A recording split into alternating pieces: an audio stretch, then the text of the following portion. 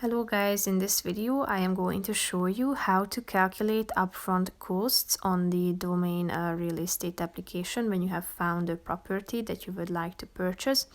But first I just want to mention, don't forget to subscribe to my channel because at 10,000 subscribers I am going to show you my whole YouTube revenue statistics and growth strategy, how to make money online. Now let's jump into it. First of all, open the application, select the property that you are interested in. Scroll down to the bottom where you can find this next steps for serious buyers section and tap on the second option, calculate upfront costs.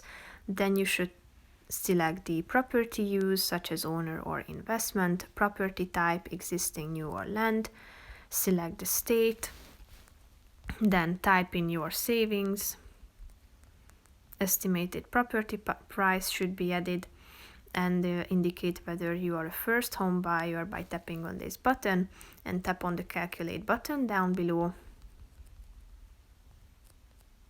And here you will be able to see the upfront cost calculator results, the estimated cost and the savings left for deposit. And here you can see the breakdown of it, and the definitions can be checked out as well if you are not sure of some of these terms. So that's pretty much it for this video, guys. See you in the next one. Bye bye.